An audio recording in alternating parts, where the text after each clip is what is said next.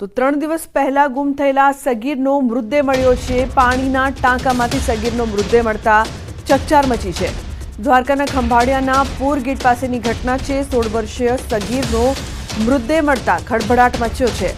સગીર 3 દિવસ પહેલા ઘરેથી ગુમ થયો હતો। સગીર યુવકનો શંકાસ્પદ હાલતમાં મૃતદેહ મળી આવતા પોલીસ કાફલો સ્થળ પર પહોંચ્યો હતો। યુવકના મૃતદેહને પીએમ અર્થે ખંભાળિયાની જનરલ હોસ્પિટલમાં ખસેડાયો। ત્યારબાદ પેનલ પીએમ માટે જામનગરની હોસ્પિટલમાં ખસેડાયો છે। શંકાસ્પદ હાલતમાં મૃતદેહ મળી આવતા હત્યા કે પછી આત્મહત્યા તે દિશામાં પોલીસે તપાસ તેજ કરી છે। તો યુવકનો મૃતદેહ મળતા લોકોના ટોળા હોસ્પિટલ ખાતે એકઠા થયા હતા। આમના સોસાયટી વિસ્તારમાં નગરપાલિકાના સંપમાં એક અવાવરૂ જગ્યાએથી મળેલી છે, જેની જાણ આજે અમને થતાં પોલીસ તરફથી જાણ કરવામાં આવી। તે ઓળખ આપવા માટે આ યુવાનની ઓળખ માટે બોલાવવામાં આવેલા હતા। તો સંવાદદાતા મુકુંદ જોડાય છે વધુ માહિતી આપવા માટે। મુકુંદ, શું વધુ અપડેટ?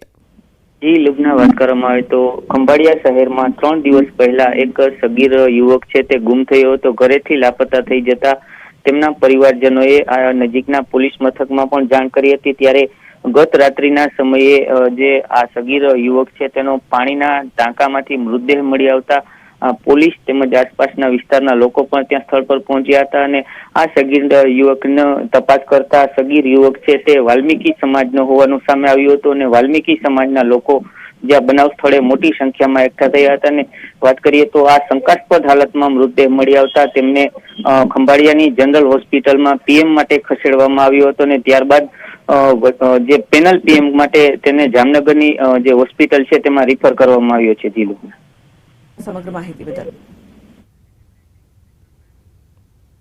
બનાસકાંઠામાં અસામાજિક તત્વો સામે કાર્યવાહી। ધાનેરા પોલીસે 25 અસામાજિક તત્વોની યાદી તૈયાર કરી।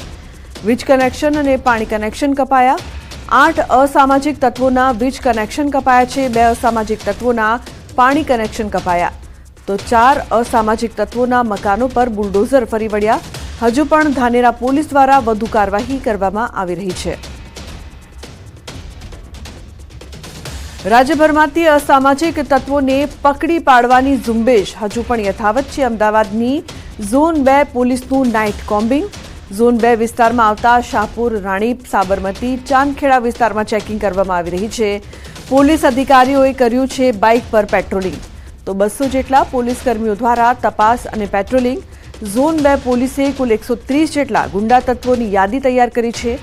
આરોપીઓના ગેરકાયદેસર બાંધકામ, વીજ ચોરી કનેક્શન અંગે પણ જાણકારી મેળવાઈ રહી છે।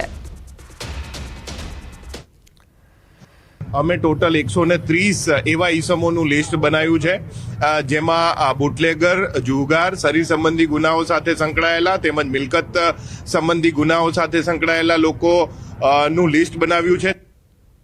અસામાજિક તત્વોના તોફાન બાદ અમદાવાદ પોલીસ સેક્શનમાં આવી છે। ઝોન 4ના 7 પોલીસ સ્ટેશન દ્વારા ગુનેગારોની યાદી તૈયાર કરવામાં આવી છે। ગુનેગારોના ગેરકાયદેસર દબાણોને હટાવવાની પણ કાર્યવાહી કરવામાં આવી છે। સરદારનગરમાં બુટલેગર મંજુ ઠાકોરના ગેરકાયદેસર બાંધકામ પર બુલડોઝર ફર્યું। આગામી સમયમાં 2 કે તેથી વધુ ગંભીર ગુનાનો ઇતિહાસ ધરાવતા ગુનેગારો સામે કડક પગલાં લેવાશે। ગુનેગારોના દબાણ હટાવવાની અને જામીન રોકવાની પ્રક્રિયા હાથ ધરવામાં આવશે।